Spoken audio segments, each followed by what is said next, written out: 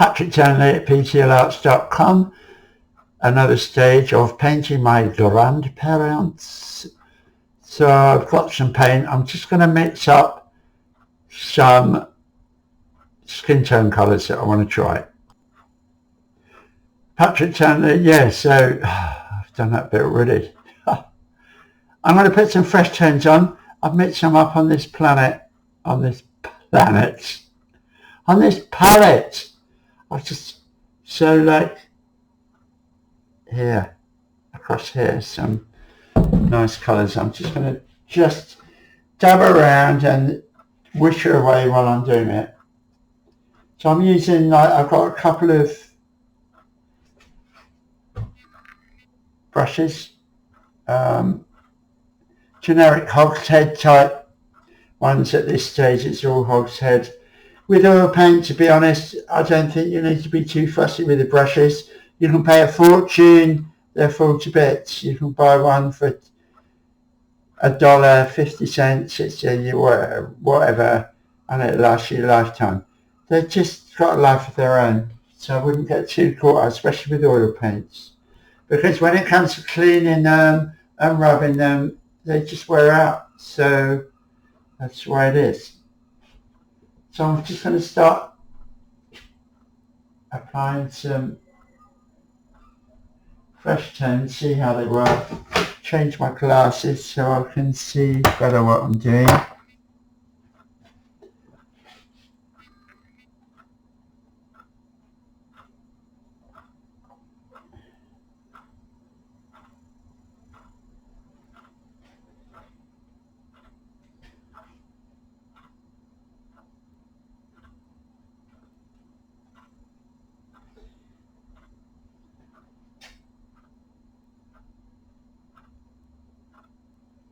Because the sun, the light is probably shining on them, I feel like there's three type of areas really. Down there, around there and up there, which is going to have slightly different values.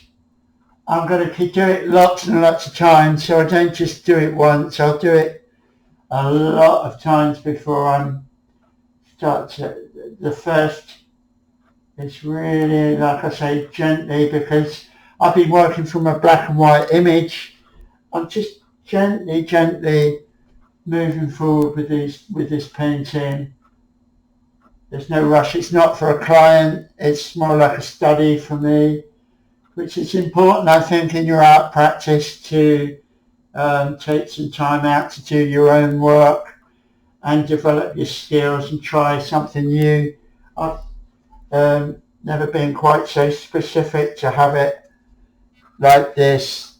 I tend to use a real mixed up palette as a rule, so this is an experiment for me.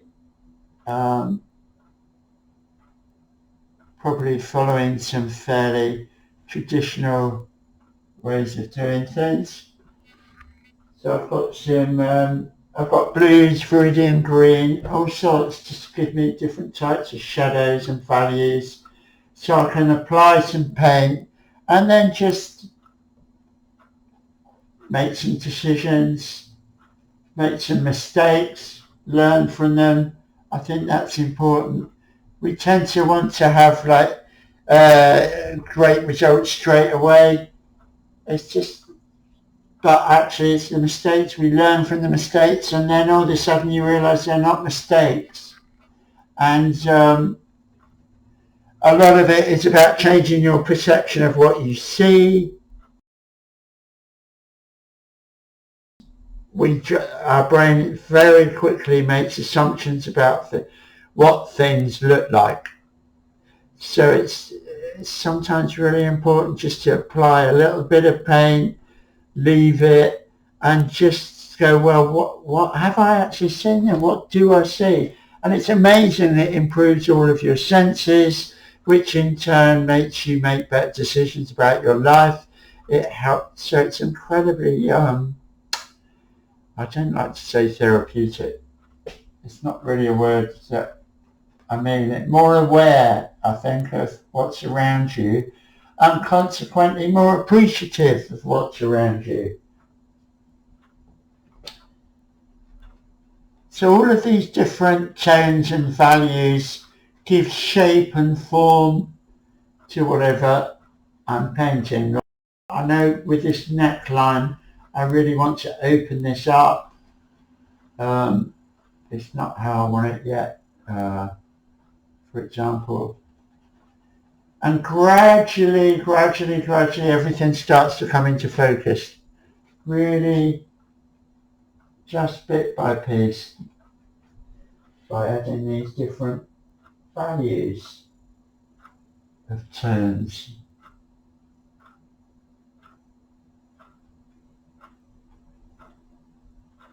And because I'm working from a black and white photo, I'm really not, it's going to be a while before I settle on something. What I'll do at the end of the session is take photos on my phone, and then I can look at them when I'm walking around. Just gives me a good idea of how I'm going. It makes me think about what I want to do next.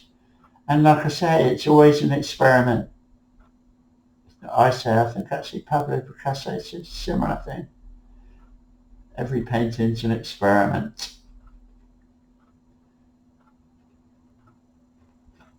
But I'm just interested in what these colours, what impact they have on the whole image.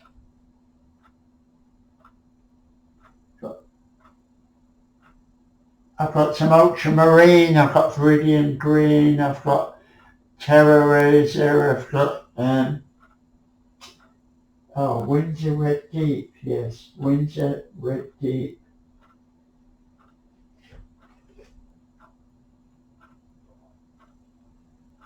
Transparent red oxide.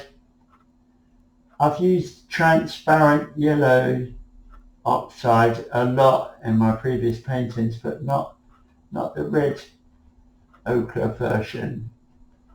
So I'm just interested to see how it looks. So this is the first layer of what will probably be 7 or 8 layers before I start to get anywhere like convinced about what I'm doing.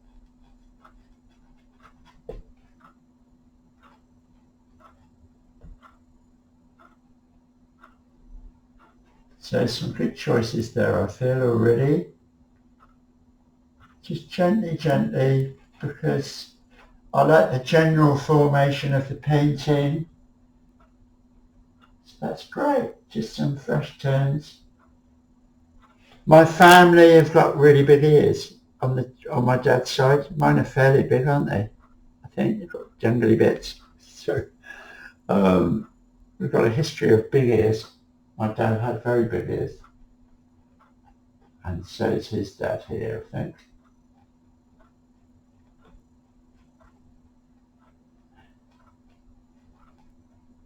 Like sails.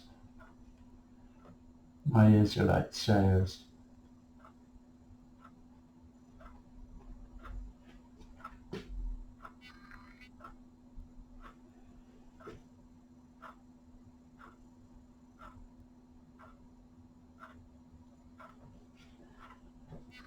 So it's all about light and dark. It's good for me to see what it looks like on the screen as well.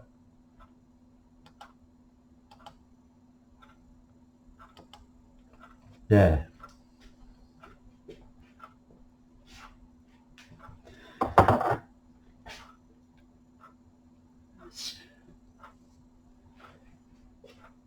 So interestingly, on the screen through the camera, there's a lot more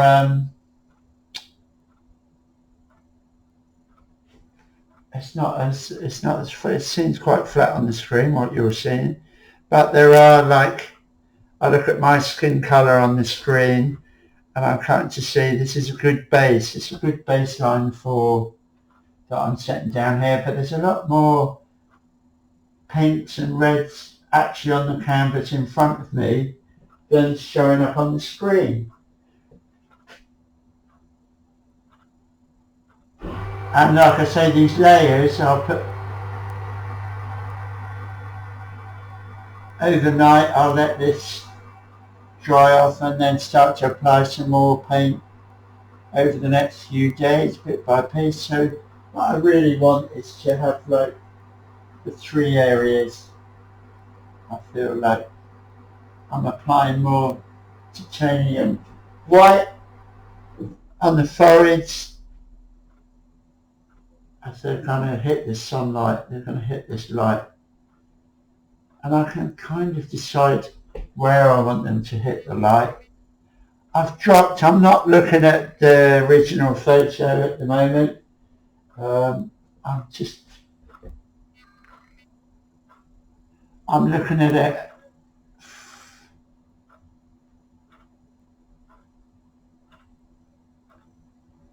thinking that the light's coming from that angle. So like I've deliberately made this quite shady in the photo. It's more direct light, but I think it gives the painting some form and some shape. Gradually it moves away from the being rigid to the photo. I kind of look at it as being another moment. This is a moment, the photograph's a moment, and this is another moment where they've just slightly moved after the camera or whatever. I mean, that's the thing. When you start to look at things, you see that within a moment, everything changes. The light, the shadow, everything, the feeling, the atmosphere, the energy.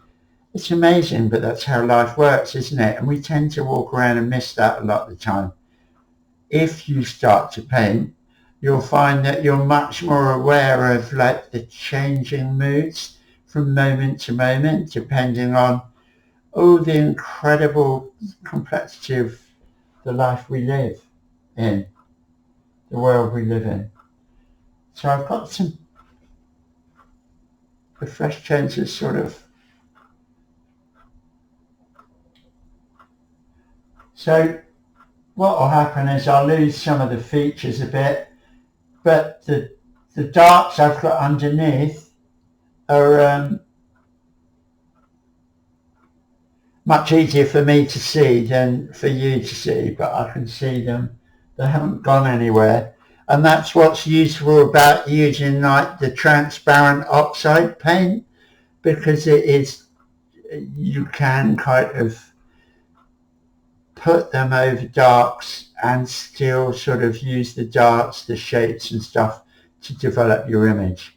So literally there's little pieces of work like this, which I'll leave there, very short period of time, but a painting is a culmination of all these tiny moments of work. Already I can see on that image that it's starting to work.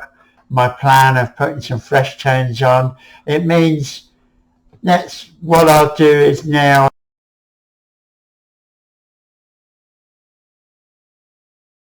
very light blues behind in the skyline behind. Like I said, the original picture's got loads of trees and leaves, but I'm sort of reluctant to put heavy amount of paint on that area.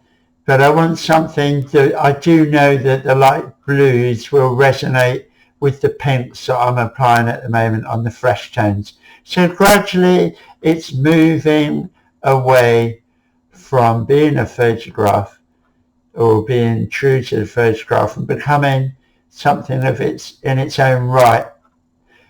Also, once you start to put the colour onto a different part of the canvas, it changes the balance of the whole painting. So, I mean, I used to just like maybe do it too fast and then be really disappointed. But if I apply a bit at a time and reserve my judgment, even if I'm not happy with it, I'll leave it until for a day or two, I hang it up in my studio and start to assess it from there. So thank you very much for watching. See you next time.